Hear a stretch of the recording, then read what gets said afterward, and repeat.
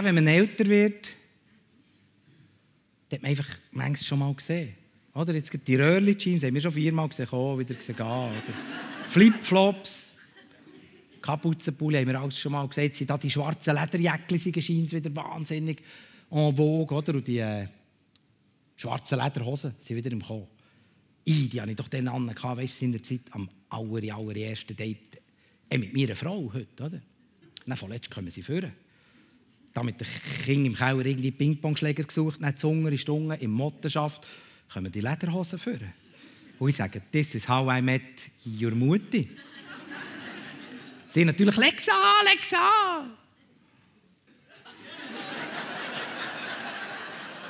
Ich habe es probiert. Nein, sie sind kleiner geworden. Ja.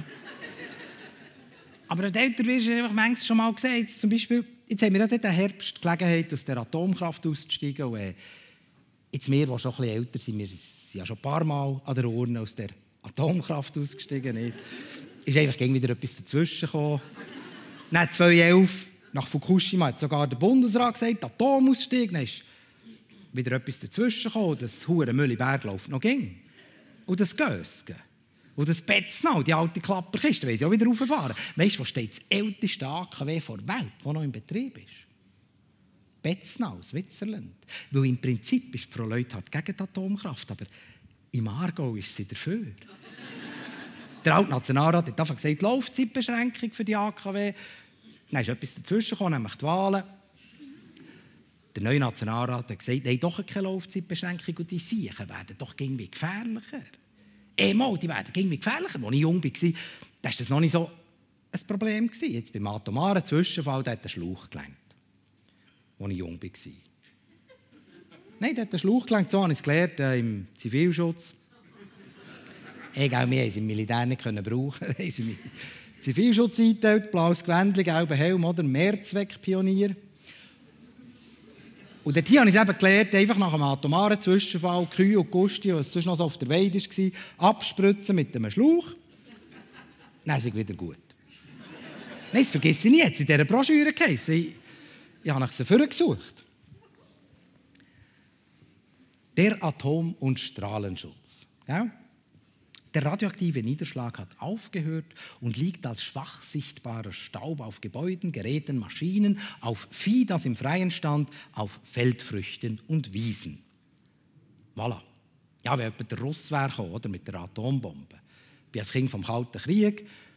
Und dann haben sie uns gesagt, wenn der Russ kommt, haben sie uns beigebracht, das merkt man sofort. Da gäbe es am Himmel so einen Atompilz, oder? Ich sehe die Illustration noch vor mir, so einen Pilz, oder Kavum. Der Russ ist nicht gekommen, dafür hat es Tschernobyl verjagt. Und ich habe ja meinen Zivilschutzkurs in der Nachbarsgemeinde von Mühliberg gemacht.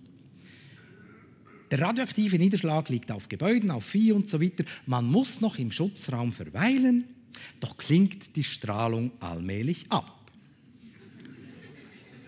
Dann sollst du eben aus einfach ein bisschen Kühe abspritzen, oder? Mit einem Schlauch. Oder mit der Eimerspritze, das hat man ja gelernt im Zivilschutz. Gell?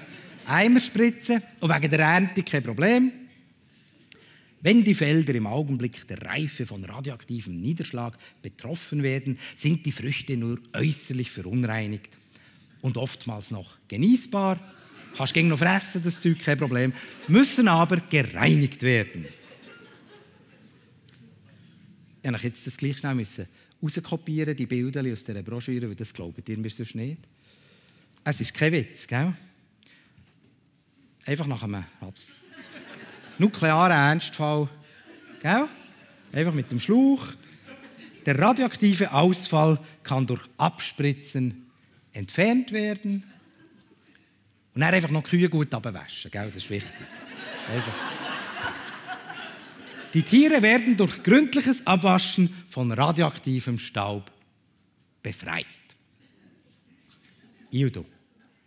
Nach einem nuklearen Ernstfall einfach mit dem Schlauch drüber. Gang sagt das mal denen zu Fukushima. 15'000 Tote, mit so viel rechnen sie. 150'000 Leute, die nie mehr heim können. Die Hälfte davon Sperrgebiet, oder? Die Hälfte davon schon durchgedreht. Ildo. Deich. Einfach nach so einem atomaren Ernstfall mit dem Schlauch drüber.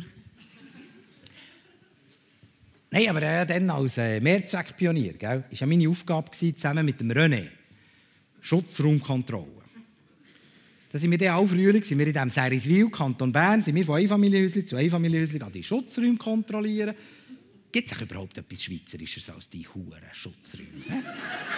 So richtig dicke Mauern rundum, oder? Eingebunkert, abgeschottet von der Aussenwelt und drinnen eigentlich nichts. Oder? Ja, es war ein bisschen für die Füchse, wir sie nie brauchen. Ausser, ja klar, die Bauwirtschaft hat natürlich Zement für Milliarden verlochen. In dem René und ich gehen von Häuschen zu Häuschen, unangemeldet, gehen die Schutzräume kontrollieren, weißt, ob die Türen noch in Ordnung sind, ob die Lüftung funktioniert, ob die Scharniere von diesen schweren Betonfenstern gut geölt sind.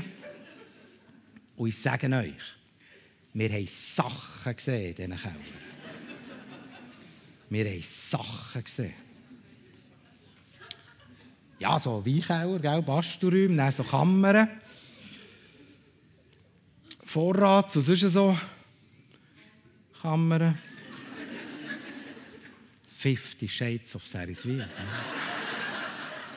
Nein, wir haben Sachen gesehen, die wir gar nicht sehen wollten. Weißt du, so mit Latex und Lederkostüm und Peitschen, dann bringst du die Bilder nie mehr zum Kopf aus. Gut, kannst froh sein, wenn sie es daheim machen. Nein, aber eben wegen diesen AKW, ja, die Strombuden sind ja am Hops gehen. Gell?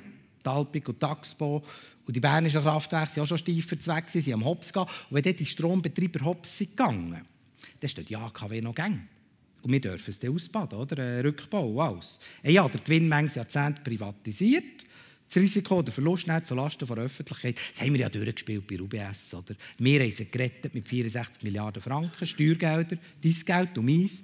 Jetzt schreibt die UBS wieder Gewinn im Teufel so ab und du und ich haben nichts davon. Kannst du dir sagen, too big to fail, gell? Also gut, jetzt die AKW, die sind vielleicht nicht too big to fail, aber too fucking dangerous to fail. Weil das Zeug, die Brennstäbe und so, das muss ja dann noch neu her, gell? Nagra sucht auf ein Endlager. Also sie sucht seit 1972 ein Endlager und sucht. Nicht Walden haben sie es nicht wollen, am Wellenberg.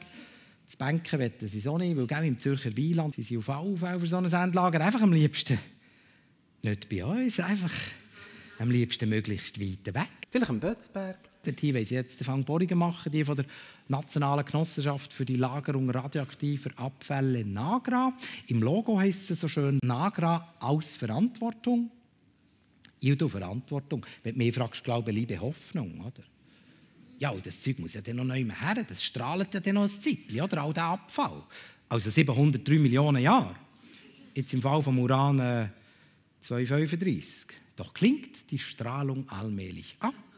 Also nach 703 Millionen Jahren ist die Halbwertszeit. Dann strahlt es nur noch halb so gefährlich, aber ging noch tödlich. Gut, kannst du sagen, unser einer ist ja dann auch sowieso schon gestorben, soll der die schauen, gell? Aber weißt du, wie viele Endlager gibt es auf der Welt für den Radioaktivköder? Auf der ganzen Welt. Wie manches? Wer weiss es? 10, 20, 37? Keins. No. Kein einziges. Gute Nacht.